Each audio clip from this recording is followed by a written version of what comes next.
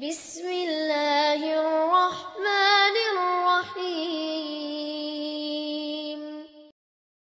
اس روزے میں اتنی طاقت اللہ تعالیٰ نے رکھی ہے، وہ تاثیر اس میں رکھی اللہ نے کہ تقوی پیدا کرنے میں بالکل کامیاب ہے، بشرطے کہ وہ صحیح ہو، ایمان اور احتساب کی کیفیت کے ساتھ۔ رمضان میں بھی کیا ہوتا ہے، ارے روزہ رکھ کر مسجدوں میں ایسیاں لگی ہوئی ہیں، کولر چل رہے ہیں، روزہ دار پڑے ہوئے ہیں اور غیبتیں شروع ہیں۔ کیسا روزہ ہے یہ؟ کیا سکھایا اس روزے نے ہم کو؟ کیا سیکھا ہم نے اس سے؟ قرآن کل بھی ہم کو پڑھنا نہیں آتا تھا دیکھ کر، تو آج بھی پڑھنا نہیں آتا نا۔ ہمارے اندر یہ جذبہ پیدا ہی نہیں کر سکا روزہ۔ اس قرآن کی وجہ سے یہ روزہ فرض ہوا، جس قرآن کی وجہ سے یہ رمضان بابرکت ہوا۔ لیس لہ من صیامہ الا الذم، کتنے ہی روزہ دار ایسے ہیں جن کو روزے سے سوائے بھوک پیاس سے کچھ بھی ہاتھ نہیں آتا، کیونکہ وہ روزے کی اصل روح سے، اس کے مقصد سے بالکل غافل ہے۔ بزرگوں اور نوجوان دوستوں اور ساتھیوں، ماہ مبارک کا دیکھتے ہی دیکھتے یہ دوسرا جمعہ آن پہنچا۔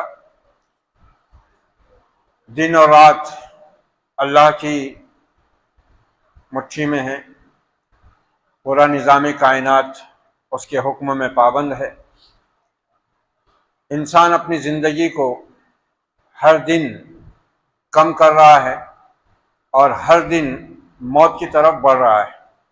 یا ایھا الانسان انک کادح الی ربک کدحا فملاقیہ، اے انسان تو چاہے نہ چاہے اپنے رب کی طرف چلا جا رہا ہے اور عنقریب اس سے ملنے والا ہے۔ ہم چاہے یہ دن اور یہ رات جس فکر میں گزاریں، جس کیفیت میں گزاریں، جن حالات میں گزاریں، ہم بہرحال زندگی سے دور اور موت سے قریب ہو رہے ہیں۔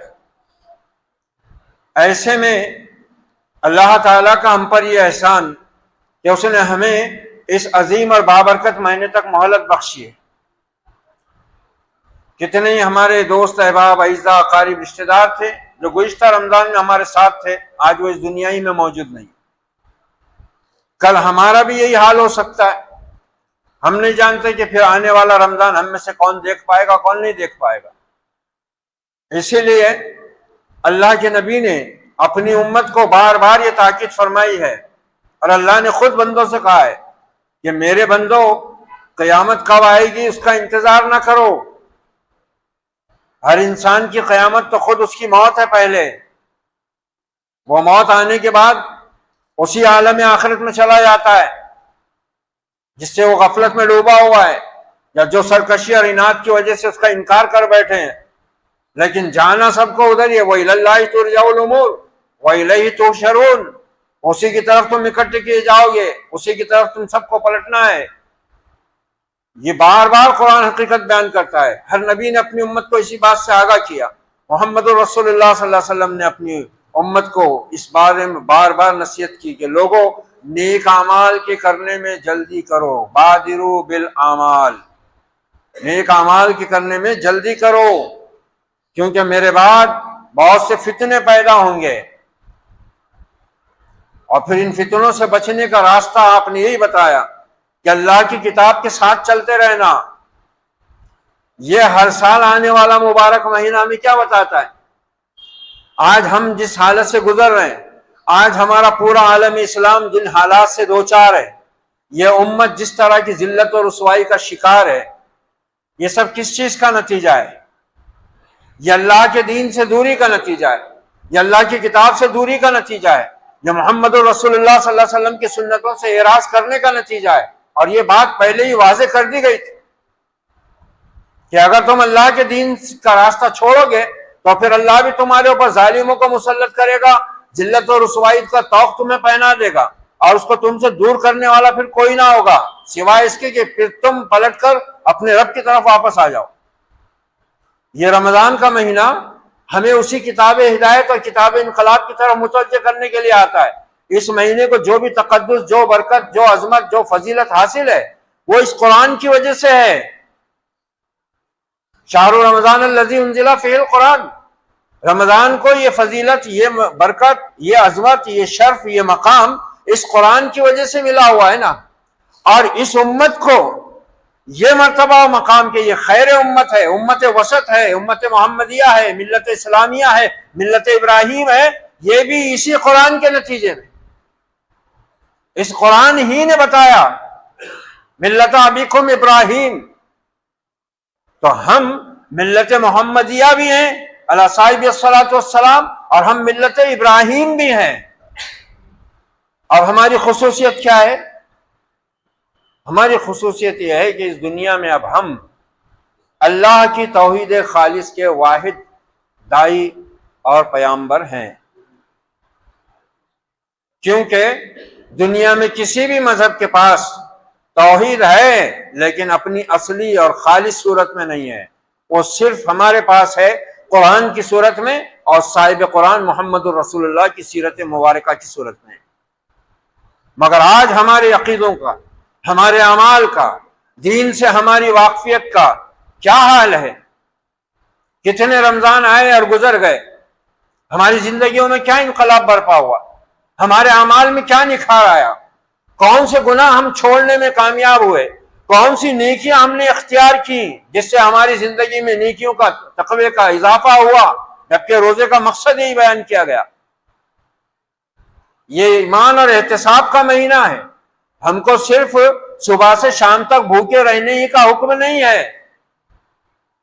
یہ بھوک پیاس اور یہ خواہشات نفسانی سے ہم کو روک کر کسی پریشانی یا مصیبت میں ڈالنا نہیں ہے، بلکہ یہ ہمیں اپنی زندگی کے مقصد کو، اپنے دین اور ایمان اور عقیدے کے تقاضوں کو بار بار یاد دلانا ہے۔ ہر سال یہ ماہ مبارک آ کر امت کو یہ پیغام دیتا ہے کہ لوگوں، میں وہ مہینہ ہوں جس میں تمہارے رب نے تمہارے لیے اتنی بڑی ہدایت کا سامان کیا۔ وَلِتُكَبِّرُوا اللَّهَ عَلَىٰ مَا هَدَاكُمْ، یہ مہینہ اسی لیے بابرکت ہے، اس کے روزے تم پر اسی قرآن کی وجہ سے فرض ہوئے ہیں تاکہ تم اللہ کی طرف سے ملنے والی اس عظیم ہدایت پر اللہ کی بڑائی کا اعلان کرو اور تم احسان مانو اپنے رب کا، شکر گزار بنو۔ لیکن افسوس کہ یہ مہینہ آتا ہے چلا جاتا ہے اور پھر وہی مسجدوں کا حال ہوتا ہے، بلکہ اس مہینے میں بھی وہ حال نہیں ہوتا۔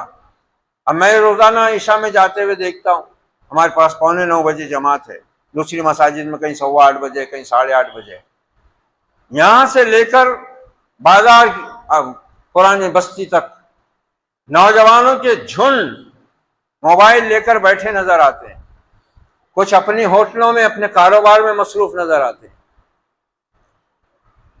اگر وہ روزہ تھے اور نماز وہ نہیں پڑھ رہے ہیں تو پھر انہوں نے فاقہ کیا، ان کو روزے سے بھوک پیاس کے سوا کچھ نہیں آتا ہے۔ اور اگر وہ روزہ بھی نہیں تھے اور نماز بھی نہیں تو پھر ان کا شیطان پورا کھلا ہوا ہے۔ اور ہم سنتے کیا آئے ہیں کہ جیسی رمضان کی پہلی رات آتی ہے، حدیث ہے ترمذی شریف کی، حضرت ابو ہریرہ راوی ہیں، کہ رمضان کی جیسی پہلی رات آتی ہے صفدت الشیاطین ومرضت الجن وغلقت ابواب جہنم ولم یفتح باب منہا وفتحت ابواب الجنہ ولم یغلق باب منہا، کہ جب رمضان کی پہلی رات آتی ہے اسی وقت اللہ کے حکم سے تمام سرکش شیاطین اور برائیاں پھیلانے والے جن جکڑ دیے جاتے ہیں، جہنم کے تمام دروازے بند کر دیے جاتے ہیں، پھر کوئی دروازہ ان میں سے کھولا نہیں جاتا، جنت کے تمام دروازے کھول دیے جاتے ہیں اور کوئی دروازہ پھر بند نہیں کیا جاتا، اور ایک صدا دینے والا، وَيُنَادِي مُنَادِيًا، ایک صدا دینے والا صدا لگاتا ہے، یا باغی الخیر اقبل، اے حق کے طلبگار، اے خیر اور بھلائی کے چاہنے والے آگے بڑھ، وَيَا بَاغِيَ الشَّرِّ اقصر، اور اے برائی کے طلبگار، اے برائی کے کرنے والے اب رک جا۔ وَذَلِكَ كُلَّ لَيْلَةٍ لِلَّهِ أَتَقَاهُ مِنَ النَّارِ، اس ماہ مبارک کی پہلی رات سے آخری رات تک اللہ کے بندے اللہ کی طرف سے آگ سے چھٹکارا پاتے ہیں۔ وَذَلِكَ كُلَّ لَيْلَةٍ، اور یہ ہر رات ہوتا ہے، رمضان کی ہر رات اللہ اپنے بندوں کو دوزخ کی آگ سے نجات دیتا ہے۔ اب کن کو نجات دیتا ہے اس کی وضاحت خود آپ صلی اللہ علیہ وسلم نے فرمائی، کہ جو رمضان کا روزہ رکھتا ہے ایمان اور احتساب کے ساتھ اس کے گناہ بخشے جاتے ہیں۔ جو رمضان میں قیام کرتا ہے راتوں کا، تراویح پڑھتا ہے ایمان اور احتساب کے ساتھ، اس کے گناہ بخشے جاتے ہیں۔ جو شب قدر میں کھڑا ہوتا ہے اللہ کی عبادت و بندگی کے لیے، اپنے گناہوں کی مغفرت کے لیے ایمان اور احتساب کے ساتھ، اس کے بھی گناہ بخشے جاتے ہیں۔ شرط لگائی بھی ہے، یہ نہیں کہا خالی کہ جس نے روزہ رکھ لیا اس کے گناہ بخشے گئے، جس نے تراویح پڑھ لی اس کے گناہ بخشے گئے، جس نے شب قدر میں جاگ کر عبادت کر لی اس کے گناہ بخشے گئے۔ اس میں دو شرطیں ہیں، ایمان اور احتساب۔ یا ایمان کیا ہے؟ اور پھر روزہ فرض کس پر ہوا ہے؟ یا ایھا الذین آمنوا کتب علیکم الصیام بول رہا ہے نا اللہ تعالیٰ، اے لوگوں جو ایمان لائے ہو تم پر روزہ فرض کیا گیا ہے۔ اب ایمان، اور نبی صلی اللہ علیہ وسلم فرما رہے ہیں کہ روزہ جس نے ایمان کے ساتھ اور احتساب کے ساتھ، یعنی روزہ بھی رکھا اور اس امید پر، اس یقین کے ساتھ رکھا کہ اس کا اجر مجھے رب کائنات ہی دینے والا ہے، تو پھر اس کے گناہ بخشے جائیں گے نا۔ پھر اس روزے کو رکھنے کا مقصد یہ بتایا کہ لعلکم تتقون، تاکہ تمہارے اندر تقوی پیدا ہو۔ تقوی کیا ہے؟ تقوی کہتے ہیں اللہ کی نافرمانی سے بچنا اور اللہ کی فرما برداری کرتے رہنا۔ جن کاموں کے کرنے کا حکم ملا ہے ان کو کرنا، جن کاموں سے روکا ہے ان سے رکنا۔ یہ روزہ اللہ کی طرف سے مومنین کے لیے اتنی بڑی تربیت کا اور اتنی بڑی ہدایت کا سامان ہے کہ اس سے بڑھ کر انسان کے نفس کی اصلاح و تزکیے کے لیے، انسان کی فکر و نظر، اس کی سوچ کی اصلاح کے لیے اس سے بڑا اور کوئی عمل ہی نہیں ہو سکتا۔ سب سے بڑا عمل ہے یہ انسان کے جسم کو بھی پاک کرتا ہے، جیسا کہ نبی نے فرمایا لِكُلِّ شَيْءٍ زَكَاةٌ وَزَكَاةُ الْجَسَدِ الصَّوْمُ، ہر چیز کو پاک کرنے کے لیے کوئی نہ کوئی چیز ہے، روزہ جسم کو پاک کرنے والی چیز ہے۔ پھر اس کے ساتھ ارشاد فرمایا، میں نے بھی شروع خطبے میں وہ مرفوع حدیث پڑھی حضرت ابو عبیدہ جس کے راوی ہیں، یا صیام جنۃ ما لم یخرقھا، امام احمد، امام نسائی نے اس کو روایت کیا ہے حضرت ابو عبیدہ رضی اللہ عنہ سے، کہ یہ روزہ ڈھال ہے جب تک اس کو پھاڑ نہ ڈالا جائے۔ یہ ڈھال کس کے واسطے ہے؟ یہ ڈھال ہے مومن کو رب کی نافرمانی سے بچانے کے لیے، نفس اور شیطان کے حملوں سے بچانے کے لیے، جب تک اس کو وہ پھاڑ نہیں دیتا۔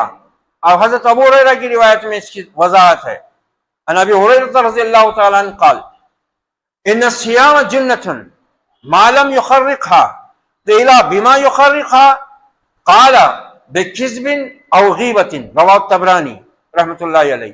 امام طبرانی اس کو حضرت ابو ہریرہ رضی اللہ عنہ سے روایت کرتے ہیں، آپ نے فرمایا کہ یہ روزہ ڈھال ہے جب تک کہ اس کو پھاڑ نہ ڈالا جائے۔ لوگوں نے پوچھا ابو ہریرہ بما یخرقھا، یہ کائے سے پھٹتا ہے، یہ ڈھال کائے سے ٹوٹتی ہے، کائے سے پھٹتی ہے؟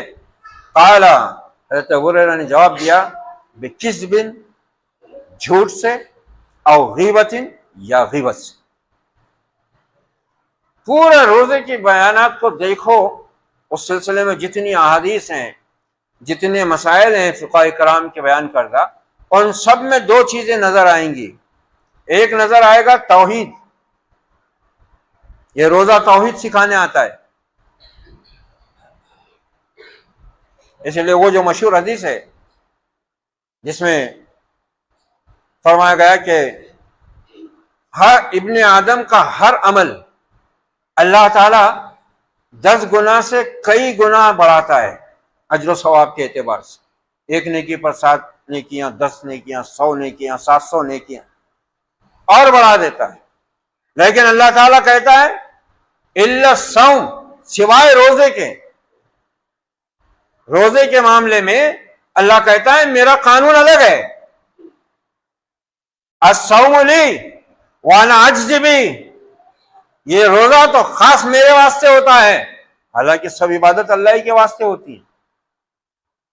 نہ نماز کسی کے لیے جائز ہے، نہ سجدہ، نہ رکوع، نہ دعا، نہ قربانی، نہ نظر، نہ نیاز، ان سب کا صرف واحد حقدار رب ذوالجلال والاکرام ہے۔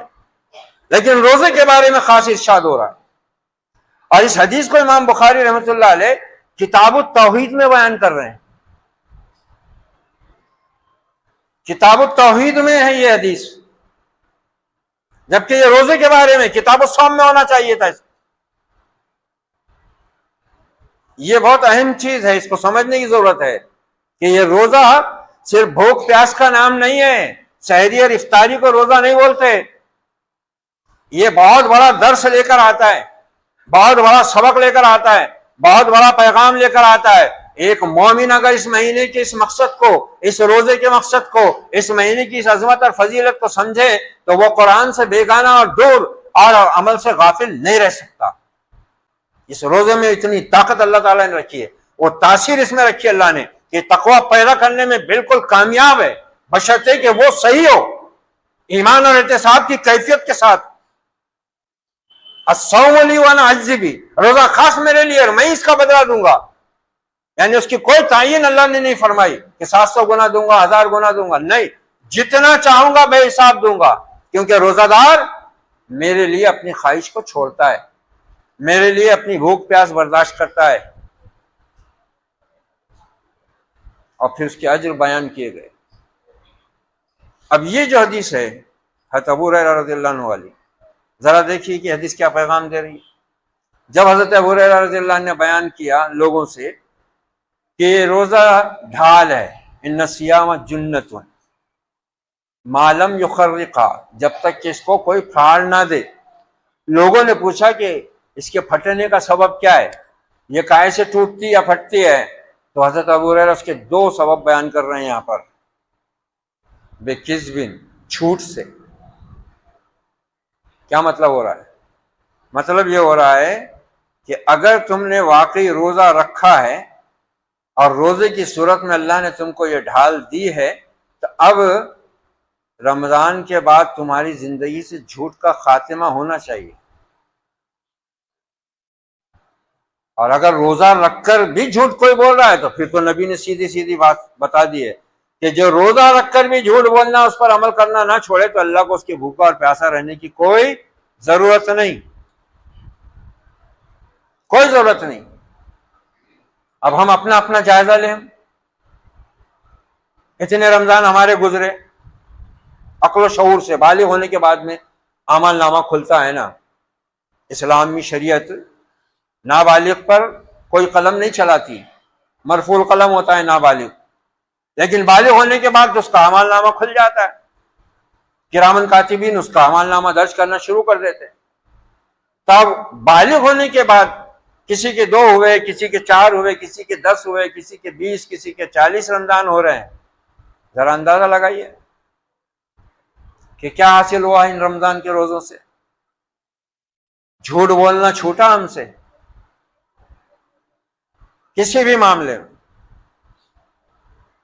آج ہماری جرأت اور بے خوفی کا عالم یہ ہے کہ دین کے معاملے تک میں جھوٹ بولنے سے لوگ اللہ سے نہیں ڈرتے، دین کے معاملے میں جھوٹ کہتے ہیں، گھڑی ہوئی احادیث کو بے خوف بیان کرتے ہیں،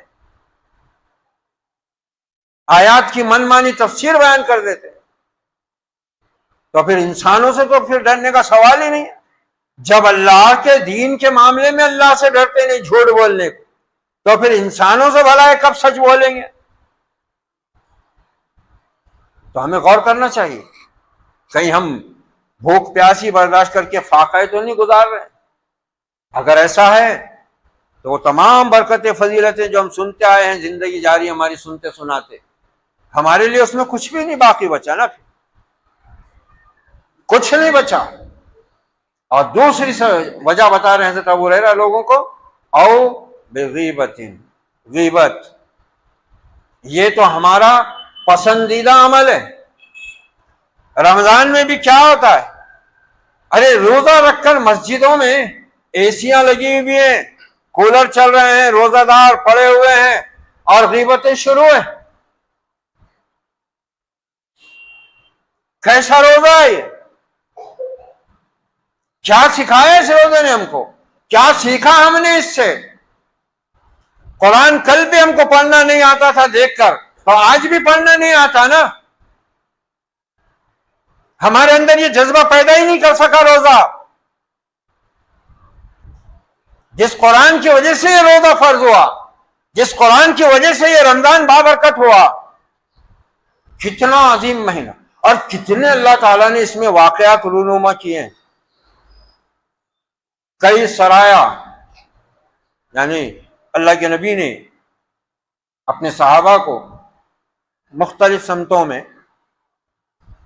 قافلوں اور دیگر قبائل کی خبر گیری کے لیے بھیجا. کہیں کہیں کسی قبیلے سے مٹ بھیڑ بھی ہو جایا کرتی تھی. کئی سرایا ہوئے، اور اس کے بعد پہلے ہی رمضان میں سب سے بڑا معرکہ پیش آیا کفر و باطل کا، ایمان اور یقین کے ساتھ، جنگ بدر میں.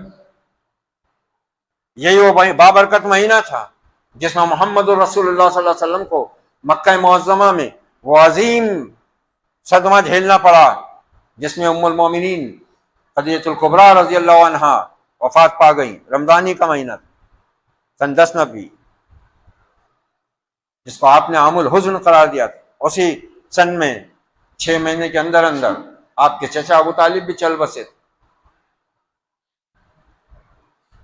بہت سے واقعات اللہ نے اس مہینے میں رونما کیے. اور پھر ہم صحابہ کی زندگی دیکھتے ہیں کہ جب یہ مہینہ آیا، اس کے روزے فرض ہوئے. پہلے ہی سال سن 2 ہجری کا رمضان روزے فرض ہوئے، اور 17 رمضان کو اتنا بڑا معرکہ پیش آ گیا بدر کے میدان میں. اور اللہ نے کیسی شان بتائی اپنی، کیسی عظمت بتائی اپنی مومن بندوں کی. اتنے بے سر و سامان بیمار 313 کو 1000 کے لشکر پر اتنی عظیم فتح عطا کی، اور ان کو اتنی بدترین شکست ذلت سے دوچار کیا کہ 70 سردار جہنم بواصل اور 70 قید ہو کر ذلت کے ساتھ مدینہ لائے گئے. ہم اپنے نفس کو قید نہیں کر سکے، ہم اس کو اللہ کا غلام اور تابع نہیں بنا سکے. دنیا پرستی ہمارے رگ و ریشے میں سمائی ہوئی ہے. رمضان ہم کو خواہشات سے روک کر اللہ کی بندگی، اللہ کا تقوی، اللہ کی فرما برداری، محمد رسول اللہ صلی اللہ علیہ وسلم کے ساتھ وفاداری کا درس دیتا ہے، ہمیں دنیا کی لذتوں سے نکالتا ہے. ہم تو الٹا اس میں لذتیں ڈھونڈ رہے ہیں. اعلیٰ سے اعلیٰ افطار، اعلیٰ سے اعلیٰ سحریاں، دعوتیں، افطار پارٹیاں، روزہ رکھی، روزہ کھلائی، ہم اسی میں لگے ہوئے.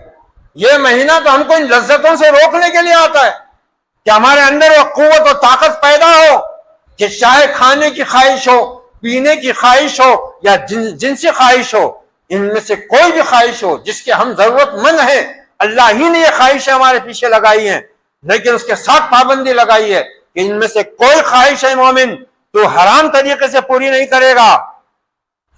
اس پر کون قابو پا سکتا ہے؟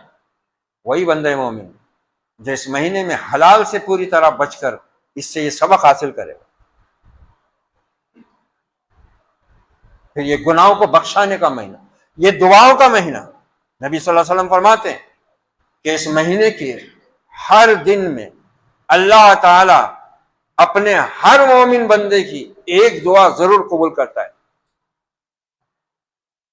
اور دعاؤں کا سب سے بہترین وقت اس ماہ مبارک میں افطار کا وقت، سحر کا وقت، یہ اللہ کو بہت پسند ہے. اتنا پسند ہے کہ اللہ رب العزت کو ان بندوں پر فخر ہوتا ہے.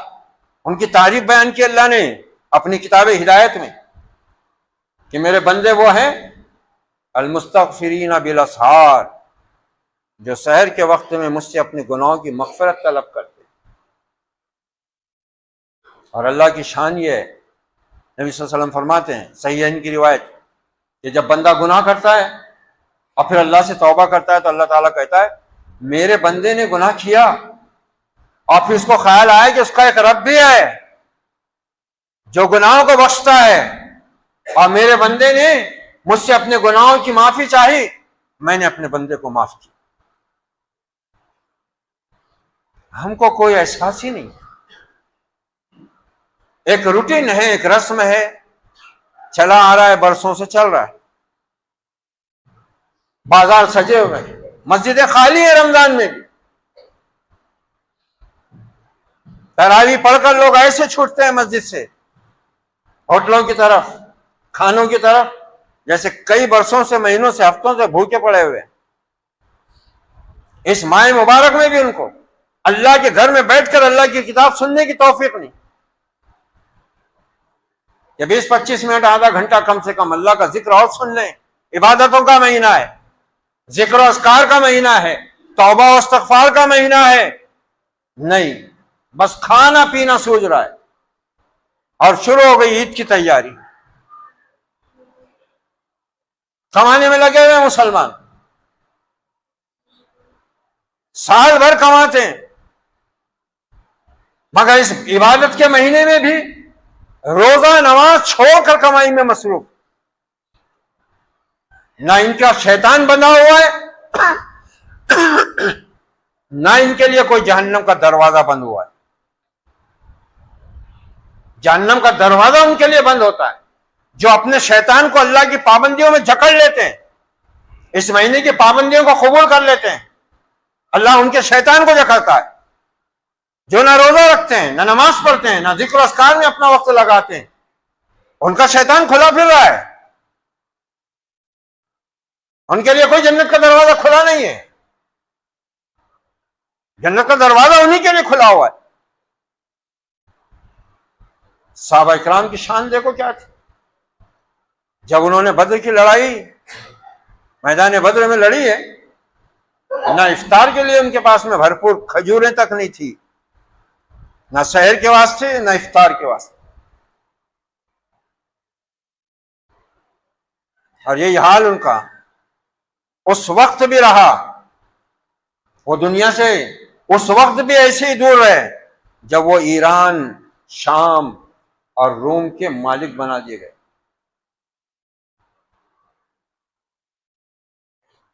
گورنر کی شکایت آئی ابن خطاب رضی اللہ عنہ کے پاس کہ آپ کا فلاں گورنر ایسے ایسے کر رہا ہے، حکم نامہ پہنچا، یہ خط ملتے ہی سیدھے میرے پاس چلے آؤ۔ گورنر حکم پاتے ہی اپنے مقام سے نکلا اور سیدھا مدینے پہنچا۔ ابن خطاب مسجد نبوی میں موجود ہیں، گورنر مسجد میں آ گیا، کہا تم چلے آئے؟ کہا ہاں امیر المومنین آپ کا حکم ملا، میں چلا آیا۔ کہا سیدھے یہیں آ رہے ہو؟ کہا ہاں یہیں آ رہا ہوں۔ کہا سامان کہاں ہے؟ کہا یہی ہے سامان جو آپ دیکھ رہے ہیں۔ اور سامان کیا تھا؟ ایک ڈنڈا، اس میں ایک تھیلی بندھی ہوئی، اس میں ایک مٹی کا پیالہ، ایک مٹی کی پلیٹ اور ایک رسی۔ کہا بس یہی ہے کل تمہارا سامان؟ گورنر ہے یہ، گورنر میونسپلٹی کا کارکن نہیں ہے، پنچایت کا سرپنچ نہیں ہے، گورنر ہے، گورنر۔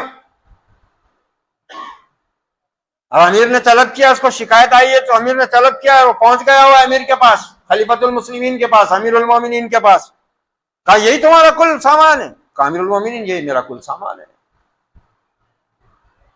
کہا مجھے تو تمہارے بارے میں الگ الگ خبریں پہنچی۔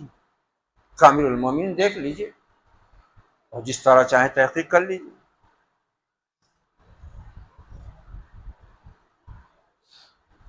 وہ امیر المومنین جس کے لباس میں خود پیون لگے ہوئے، اپنے گورنر کی یہ سادگی دیکھ کر رو پڑتا ہے،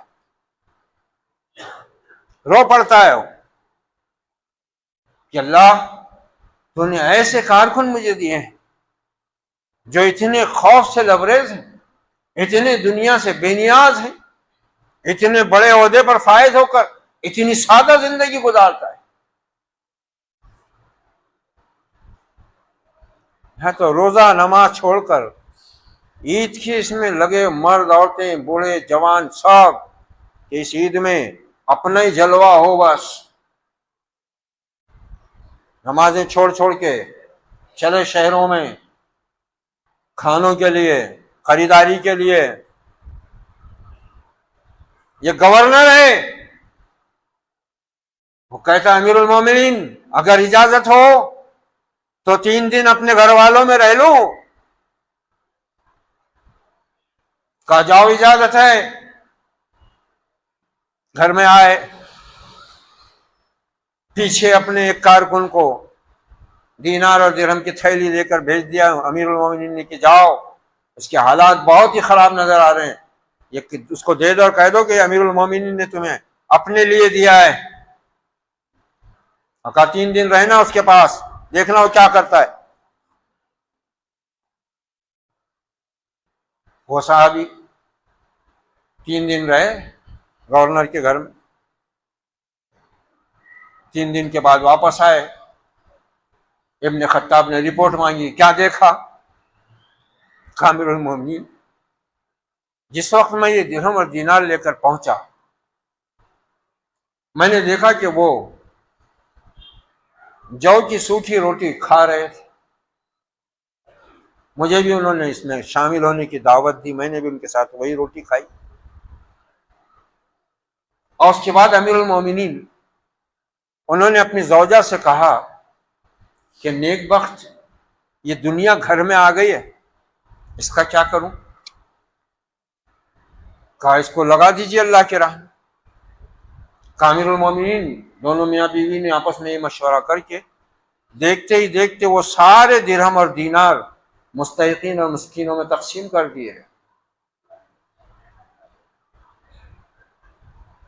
اور امیر المومنین, میں تمہارے گورنر کو اس حال میں رخصت کر کے آیا ہوں کہ وہ جس طرح حاضر ہوا تھا اسی طرح واپس وہ اپنے سفر پر روانہ ہو. کیا تھا یہ؟ ان کو نفس نہیں تھا کیا؟ ان کو خواہش نہیں تھی اچھا کھانے کی, اچھا پہننے کی؟ یقیناً منع بھی نہیں ہے, حرام نہیں ہے, لیکن وہ جانتے تھے کہ اس فتنے میں پڑنے کے بعد ہم رب کی اطاعت سے دور ہو جائیں گے, ہم اجر آخرت سے محروم ہو جائیں گے, ہمارے لیے دین پر چلنا مشکل ہو جائے گا, دنیا ہمیں اپنے اندر سمیٹ لے گی, ہم دنیا کے فتنے میں گرفتار ہو جائیں گے, ہم شیطان کی جکڑ بندیوں میں جکڑ جائیں گے. اس سے خوف کھاتے تھے, ڈرتے تھے. اس لیے جتنے دن وہ جیتے رہے, جتنی زندگی ان کو اللہ نے دی, وہ پوری کی پوری زندگی اللہ کے دین کے اندر صرف ہو گئی, اور وہ اپنے تقوی اور اپنے اعمال کے اعتبار سے بلند تر مرتبے کی طرف پہنچتے چلے گئے. یہ رمضان بھی ہم کو اسی چیز کی طرف متوجہ کرتا ہے. یہ ہم جو بھوک پیاس کو برداشت کر رہے ہیں, روک رہے ہیں اپنے آپ کو اپنی اصلی اور فطری خواہش سے. حلال چیزیں ہم سے روک دی گئی ہیں, کھانا حلال ہے, پانی حلال ہے, بیوی حلال ہے, مگر ان سب کو ہمارے لیے حرام کر دیا گیا ہے چند گھنٹوں کے لیے, اور ہم رک رہے ہیں اس سے. اگر یہ رکنا ہمارا اللہ کے لیے ہے اور ایمان کے ساتھ ہے تو پھر رمضان کے بعد یہ اثر نظر آنا چاہیے. مگر ہماری تو شان یہ ہے کہ ہم کبھی اللہ کی توفیق سے روزہ رکھ لیں, نمازیں پڑھ لیں, اور کبھی کوئی معاملہ ایسا پیش آ جائے تو ہم کیا کہتے ہیں؟ رمضان کے بعد دیکھوں گا. مطلب یہ کہ جس گناہ کو گناہ سمجھ کے چھوڑا ہوا ہے, اللہ کا حکم سمجھ کے چھوڑا ہوا ہے, اس میں یہ مخلص نہیں ہے, یہ خالی رمضان کی حد تک اللہ کا بندہ بنا ہوا ہے. یہ کہہ رہا ہے باقاعدہ زبان سے کہ رمضان کے بعد دیکھوں گا, اور کوئی تو رمضان کے بعد کا بھی لمبا نہیں رکھتا, وہ سیدھا ہی بولتا ابھی روزہ ہے بیٹا, افطار کے بعد مل تیرے کو بتاتا ہوں. کیا روزہ ہے؟ اگر روزہ صحیح ہوتا نا تو رمضان کے بعد ہم یہ کہتے تھے ہمارے نفس کے خلاف معاملہ پیش آنے پر کہ اللہ کے بندے, اللہ نے رمضان کا مہینہ دیا ہے, روزے رکھے, نمازیں پڑھی, اللہ نے مجھ کو اپنی محبت اور اپنا خوف دیا ہے, لہٰذا میں تجھ سے اس طرح کی کوئی حرکت نہیں کروں گا. یہ ہے رمضان کا گزارنا. یہ رمضان کے بعد یہ پیش آنا چاہیے. تو یہاں تو رمضان میں یہ حال ہے ہمارا. کوئی کہتا ہے رمضان کے بعد دیکھ لوں گا, کوئی کہتا ہے روزے کے بعد دیکھ لوں گا. پھر آپ نے فرمایا کہ صبر کا مہینہ ہے. صبر کیا ہے؟ صبر کس کو کہتے ہیں؟ جیب کٹ جانے پر صبر کرنا ہی پڑتا ہے. کسی کے مر جانے پر صبر کرنا ہی پڑتا ہے. صبر وہ نہیں ہے، صبر یہ ہے. دھوپ تیز ہو گئی ہوئی ہے، حلق میں کانٹے پڑ گئے ہوئے، ہر آدمی کے گھر میں اپنا کھانا موجود ہے، بھوک بھی ہے، پیاس بھی ہے، پانی موجود ہے، یہاں تک کہ وضو میں منہ میں پانی لے رہا ہے بندہ. اسی لیے اللہ نے بولا نا وہ کہ الصوم لی، یہ روزہ خاص میرے لیے ہے، کیونکہ میرا بندہ اس عبادت کو میرے لیے خاص انجام دیتا ہے. منہ میں پانی لے کر آدمی احتیاط برتتا ہے، روزہ ہوں، پانی نیچے نہ اترنے پائے ورنہ روزہ چلا جائے گا. اتنا اخلاص کسی اور عبادت میں نہیں دیکھنے کو ملتا. کون دیکھنے والا ہے؟ بندہ منہ میں کلی کرنے کے لیے پانی لے کر منہ بند کرتا ہے، کس کو نظر آ رہا اس کے حلق میں سے پانی نیچے جا رہا ہے یا نہیں جا رہا ہے؟ مگر نہیں کرتا اللہ کا کوئی بندہ، اللہ کی کوئی بندی پورا احتیاط برتیں گے. اتنا اخلاص والا عمل کرنے کے بعد پھر ہماری زندگی نہ نماز سے آشنا، نہ عقیدے سے آشنا، نہ رب سے آگاہ، نہ محمد الرسول اللہ کے مقام سے آشنا، نہ قرآن مجید سے وابستہ، پھر ہمارے روزہ کس فائدے کا، کس کام کا؟ نبی نے فرمایا کم من صائم لیس لہ من صیامہ الا الذم، کتنے روزہ دار ایسے ہیں جن کو روزے سے سوائے بھوک پیاس کے کچھ بھی ہاتھ نہیں آتا، کیونکہ وہ روزے کی اصل روح سے، اس کے مقصد سے بالکل غافل ہے. روزہ رکھنے کے بعد انسان میں گناہوں کی کمی اور نیکیوں کی زیادتی ہونا ضروری ہے. اگر کوئی ماں باپ کا نافرمان ہے تو یہ روزہ اس کو بتا دیتا ہے کہ یہ نافرمانی تیرے رب کی طرف سے تجھ پر حرام ہے، وہ باز آ جائے گا. اگر ماں باپ اپنی اولاد میں ہی خود انصاف نہیں کر رہے، بے انصافی کر رہے ہیں، یہ روزہ ان کو بتائے گا کیا اللہ کے نبی نے فرمایا اپنی اولاد کی عزت کرو اور اپنی اولاد کے ساتھ انصاف کرو، اکرموا اولادکم. وہ باز آ جائیں گے اپنی ناانصافی سے. کوئی شوہر اپنی بیوی پر ظلم کر رہا ہے، یہ روزہ اس کو بتائے گا کہ تو رب کا بندہ ہے، جس رب کی وجہ سے تو اپنی شدید اور فطری خواہشوں سے رکا ہوا ہے. اے بندے، اپنے نفس کی ان تمام خباثتوں اور شرارتوں سے بھی اپنے کو روک لے جو تیرے اندر کبر، حسد، اناد، بغض، عداوت اور کینہ بھر رہے ہیں. جس مسلمان کے سینے میں کینہ ہو اس کی عبادت مقبول نہیں ہوتی، اس کا روزہ قبول نہیں ہوتا. لوگ عید کے دن ملانے کی کوشش کرتے ہیں، بہت سے لوگوں، خاندان والے، خاندان میں کسی کا جھگڑا ہے یا کوئی محلے پڑوس میں اس کو ملا، ارے آج عید کا دن ہے جان دو، چھوڑو، مل لو. وہ ملنا ہے کیا؟ وہ ملنا بھی ہمارا ریاکاری میں، زبردستی کھینچ کے، ہاتھ کھینچ کے سینے سے سینہ لگائیں گے، ہاتھ ملائیں گے اور دوسرے دن جا کے رپورٹ بھی دے دیں گے. ایک مسلمان کے ساتھ خیر خائی. دیکھو حضرت ابو ہریرہ کیا فرماتے ہیں، روزے کو خراب کرنے والی چیز اور کیا ہے؟ حضرت ابو ہریرہ کی روایت ہے، مرفوع روایت ہے یہ بھی، طبرانی کی. آپ نے فرمایا کہ الصائم فی عبادہ، روزہ دار عبادت میں ہوتا ہے، مسلسل عبادت میں. سو بھی رہا ہے نا، وہ عبادت میں ہے. وہ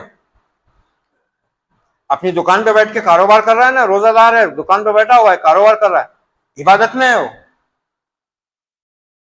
اپنے گھر میں بیٹھا ہوا ہے، قرآن کی تلاوت کر رہا ہے، وہ تو عبادت ہے ہی ہے.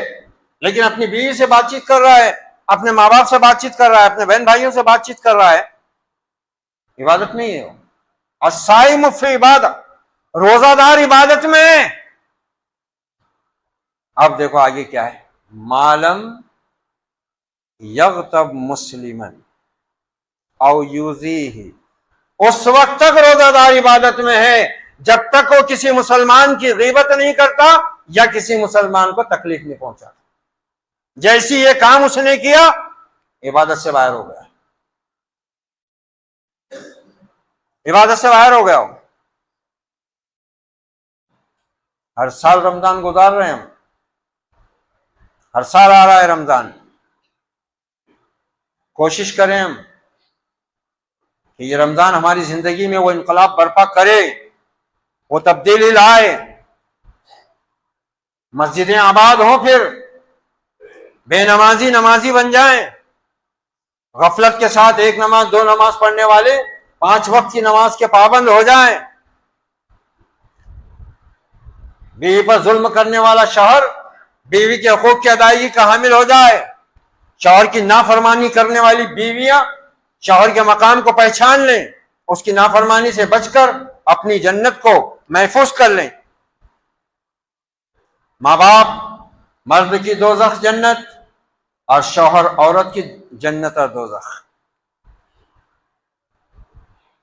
ماں باپ کا نافرمان جنت میں نہیں جا سکتا، شوہر کی نافرمان جنت میں نہیں جا سکتی، مگر دونوں کے لیے شرط کیا ہے؟ شرط وہی ہے کہ اللہ اس کے رسول کے حکم سے بڑا کسی کا حکم نہیں۔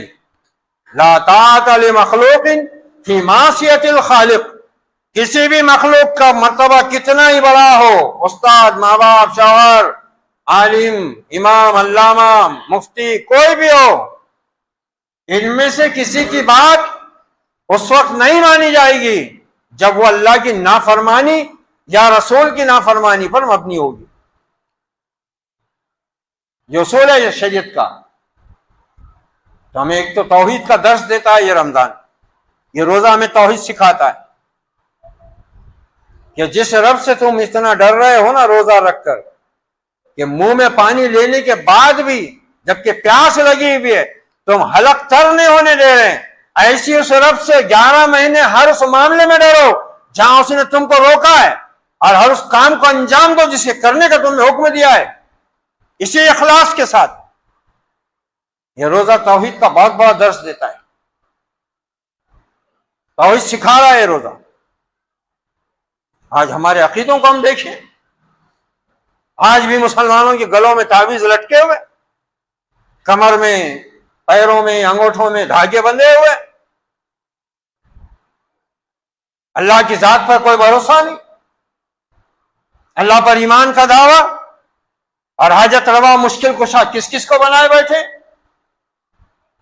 وہم میں گرفتار ہیں، کسی پر جن آ گیا ہوا ہے، کسی پر جادو کیا ہوا ہے، کوئی کہتا ہے کہ شام ہوتے ہی گھبراہٹ ہوتی ہے، کوئی کہتا ہے کہ وہ اماس پنم کو میرا دل گھبراتا ہے۔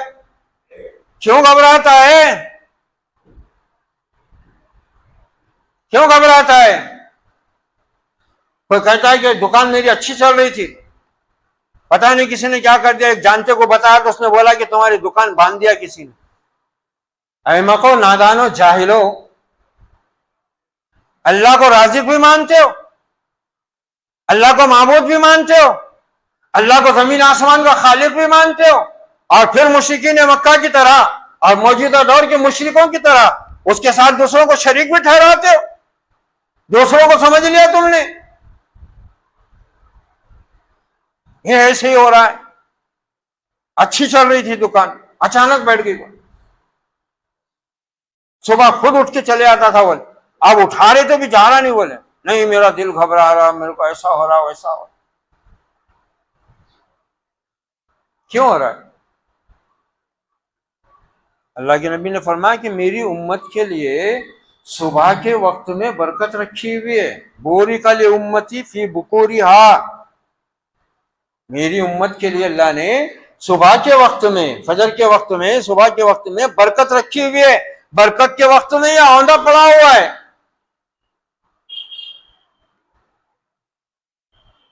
برکت کا جو وقت ہے جس میں روزی اترتی ہے، برکت حاصل ہوتی ہے، اس وقت یہ آندھا پڑا ہوا ہے۔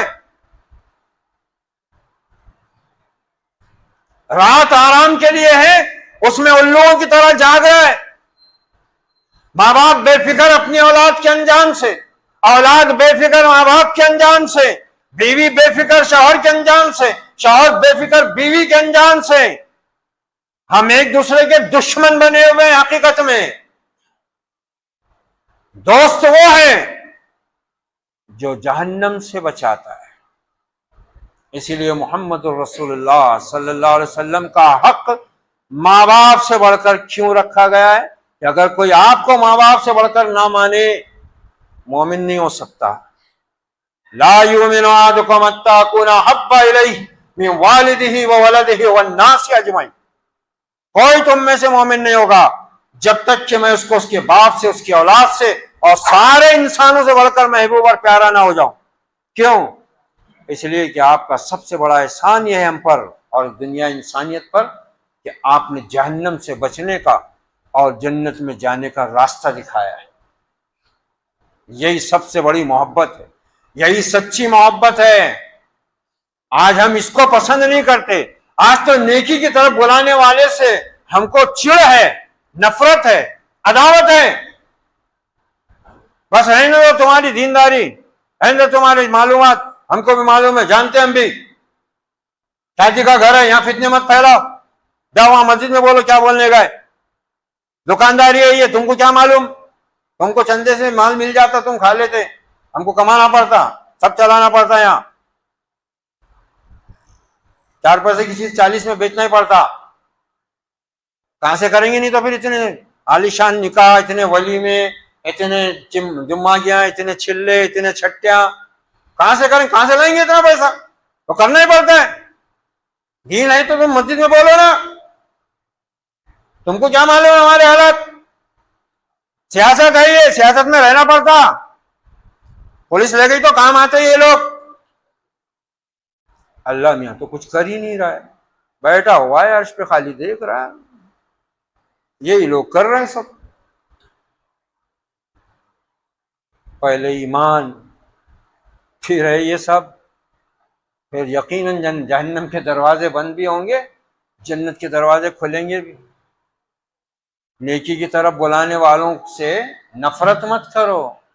हर मुसलमान को नेकी की तरफ बुलाने वाला और बुराई से रोकने वाला बनना जरूरी है अगर वो मुसलमान है। हमारे असलाफ का जो रुतबा, जो मकाम था ना, उनके रोजों ने, उनकी नमाजों ने उनको उतना ऊंचा नहीं उठाया जितना उनको इस चीज ने उठाया कि उनके सीने बिल्कुल पाक थे। इसलिए उनके रोजे, उनकी नमाजें, उनकी दुआएं, उनका इस्तिग़फ़ार, उनका जिक्र, ये सब उनके दीन में, ईमान में इजाफा करने का सबब बनता रहा। अगर वो ईमान, वो इखलास ना हो तो फिर ये कितनी भी इबादतें हों, ये हवाम मंसूरा हो जाती है। धूल और गर्द से ज्यादा उनकी कोई हैसियत और वक़्त नहीं होती। उमर इब्न अब्दुल अजीज रहमतुल्लाह अलैह उमर सानी का खिताब पाकर गए, बनु उमैया के चश्मो चिराग हैं। बचपन सोने के झूलों में गुजरा है, जवानी महलों की शान और शौकत के साथ उठान पर आई है। खिलाफत नसीब हुई तो खौफ खुदा ने दिल को जकड़ लिया, सारा मामला ही बदल गया, सारा मामला ही बदल गया। सारी शान शौकत जो बाप दादाओं से पाई हुई थी, जिसमें पले बड़े थे, और सब एक लख्त ठोकर पर लगा दी। का उम्मत मोहम्मदिया की जिम्मेदारी मेरे कंधों पर आ गई है, और ये सब नाजायज रास्ते से आया हुआ माल। अपना माल भी सारा बैतुल माल में दाखिल किया, अपने करीबी रिश्तेदारों का माल भी सारा निकाल कर दाखिल कर दिया बैतुल माल में कि तुम्हारा बाप का माल नहीं था, तुम्हें नाजायज तरीके से दिया गया है। रिश्तेदारों ने फूफी को पकड़ा, फूफी को पकड़ कर लाए भतीजे के पास। फूफी ने आकर कहा, बेटा ये तेरे रिश्तेदार क्या कह रहे हैं, ये क्या किया तूने? अरे तुझसे पहले के लोगों ने अपने रिश्तेदारों के मुंह भरे, उनको जायदादें देकर गए, और तू मिली भी जायदादें और माल इनसे छीन रहा है, ये तेरे दुश्मन हो जाएंगे ना। फूफी समझा रही ऊंच नीच। आज हम भी यही समझाते हैं, दीन कोई समझता नहीं और समझाना चाहता नहीं और कोई समझना भी नहीं चाहता। फूफी बड़ी मोहब्बत से कह रही, बेटा क्यों अपने आप को अपना दुश्मन बना रहा है, क्यों अपने रिश्तेदारों को अपने खिलाफ कर रहा है? नहीं देता तो मत दे, मगर इनसे छीन भी मत ना। उमर इब्न अब्दुल अजीज रहमतुल्लाह अलैह गुलाम से कहते हैं, अंगीठी लेकर आओ, दहका कर, غلام انگیٹھی لاتا ہے، بڑے بڑے شعلے اس میں دیکھ رہے ہیں، کہا جاؤ ایک گوشت کا ٹکڑا لے کر آؤ اور ایک اشرفی لے کر آؤ۔ وہ لے کر آتا ہے، گوشت کا ٹکڑا رکھ دیتے ہیں، اشرفی کو انگیٹھی پر ڈال دیتے ہیں، اور جب سرخ ہو جاتی ہے اس کو اٹھا کر گوشت کے ٹکڑے پر ڈال دیتے ہیں، وہ گوشت کا ٹکڑا جلتا ہے، دھواں نکلتا ہے اور اشرفی اندر گھس جاتی ہے۔ کہا پھپھی جان، اپنے بھتیجے اور اپنے ان تمام رشتہ داروں کے معاملے میں اس انجام سے ڈری ہے۔ اللہ نے یہی کہا ہے، باطل مال کھانے والوں کا یہی انجام ہونے والا ہے۔ پھپھی صاحبہ چپ چاپ اٹھ کر چلی گئی۔ دن بھر تگ و دو میں رہ کر دوپہر میں قیلولہ کرنے کے لیے لیٹے کہ کوئی فریادی آیا۔ بیٹے نے جا کر کہا ابا جان دروازے پر کوئی فریادی ہے۔ کہا بیٹا اس وقت میں بہت تھکا ہوا ہوں، ابھی تو آ کر ذرا لیٹا ہی ہوں، اس سے کہہ دو کہ وہ پھر آ جائے۔ جو باپ مسلمان ہوتا ہے اس کی اولاد بھی مسلمان ہوتی ہے، پھر باپوں کو مسلمان بننا ضروری ہے۔ سورہ کہف میں وہ جو حضرت موسیٰ حضرت خضر کا جو واقعہ بیان ہوا، اس میں کیا بتایا گیا؟ جن یتیموں کی دیوار دو پیغمبروں کے ذریعے سیدھی کروائی اللہ نے، حضرت موسیٰ حضرت خضر کے ذریعے، اور جس کی پھر حضرت خضر نے تعویل یہ بیان کی کہ اے موسیٰ یہ دیوار جو ہم نے اٹھائی ہے اس کے نیچے اصل میں دو یتیموں کا خزانہ ہے جو اس کے باپ نے رکھا ہوا ہے، وَكَانَ أَبُوهُمَا صَالِحًا، اور ان کا باپ نیک تھا، باپ نیک تھا، اس لیے رب ذوالجلال نے اس نیک باپ کی اولاد کے لیے جو خزانہ دفن تھا اس کی دیوار کو کھڑا کرنے کے لیے دو دو پیغمبر بھیج دیے۔ ہم تو اس اللہ کو مانتے جو کچھ کرتا ہی نہیں، بیٹھا ہوا ہے عرش پہ، سنتا ہی نہیں ہے۔ باپ مسلمان ہو تو اولاد مسلمان ہوگی، ماں مسلمان ہو تو بیٹی مسلمان ہوگی۔ یہ وہ لوگ تھے۔ کہا ابا جان کیا آپ کو اس بات کا یقین ہے کہ آپ تھوڑی دیر تک زندہ رہیں گے؟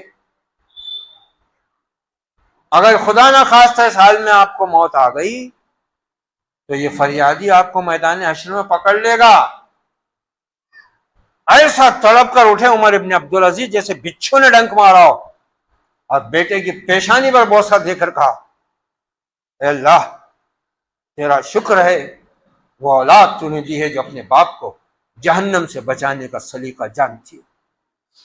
کاش ہم ہو جائیں ایسے، کاش یہ روزہ ہمارے اندر وہ تقوی پیدا کر سکے، کاش یہ رمضان ہمارا اس طرح گزر سکے، کاش ہم نمازوں کے پابند ہوں، اپنے اہل و عیال کو پابند بنا سکیں، اپنے گھروں میں ہم قرآن کی تلاوت کو زندہ کر سکیں، اپنے سینوں میں ہم قرآن کو زیادہ سے زیادہ اتار سکیں۔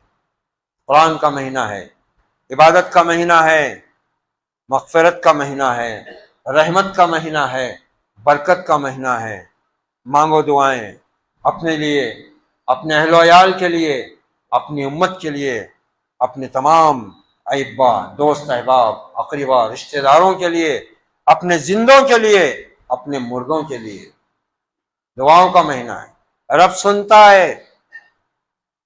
یہی وہ مہینہ ہے جس میں قرآن نازل ہوا، تو جو کوئی اس مہینے کو پائے، اس کی عظمت کو جان لے اور اس کے روزے رکھے، اللہ تم پر آسانی چاہتا ہے، تنگی نہیں چاہتا، اور یہ اس لیے کہ تم اللہ کی بڑائی کا اعتراف کرنے کے قابل بنو، اور یہ کہ تم احسان مانو۔ اور اس کے بعد پھر توحید کا سبق کیا دیا، وہیں پر رمضان کی یہ آیتیں چل رہی ہیں، پھر یہ آیت آتی ہے اذا سالک عبادی انی فانی قریب۔ اے محمد صلی اللہ علیہ وسلم میرے بندے جب آپ سے میرے بارے میں پوچھیں تو بتا دو میں ان کے قریب ہوں، قریب ہوں، اور صرف قریب نہیں ہوں، اجیب دعوت الداعی اذا دعانی، جب دعا مانگنے والا دعا مانگتا ہے میں اس کی دعا قبول کرتا ہوں۔ فَلْيَسْتَجِيبُوا لِي، اس لیے چاہیے کہ میرے بندے مجھے سے مانگیں، مجھے سے دعا مانگیں، وَلْيُؤْمِنُوا بِي، اور مجھے پر ایمان لائیں، یقین رکھیں، لَعَلَّهُمْ يَرْشُدُونَ، تاکہ وہ ہدایت کی، نیکی کی راہ پائے۔ تو گزاریں ہم رمضان کو اس طرح اپنے رب سے ہدایت مانگیں، اپنے لیے، اپنی اولاد کے لیے، اور پھر نمازوں کی پابندی کا عہد کریں، جھوٹ بولنے سے اپنے آپ کو مطلق بچنے کی دعا مانگ کر اللہ سے وعدہ کریں، اور ہر طرح کی غیبت، حسد اور کینے سے اپنی زبان اور اپنے دل کو ہم پاک کریں۔ اللہ ہم سب کو اس کی توفیق اور ہدایت عطا فرمائے، اور ان آگ سے آزاد ہونے والے بندوں میں رب ذوالجلال ہمیں بھی شامل فرمائے۔ اقول قولی ھذا واستغفر اللہ لی ولکم ولسائر المسلمین فاستغفروہ انہ هو التواب الرحیم ورب کریم، وصلی اللہ علی النبی وعلی آلہ واصحابہ اجمعین والعاقبۃ للمتقین، والسلام علیکم ورحمۃ اللہ وبرکاتہ۔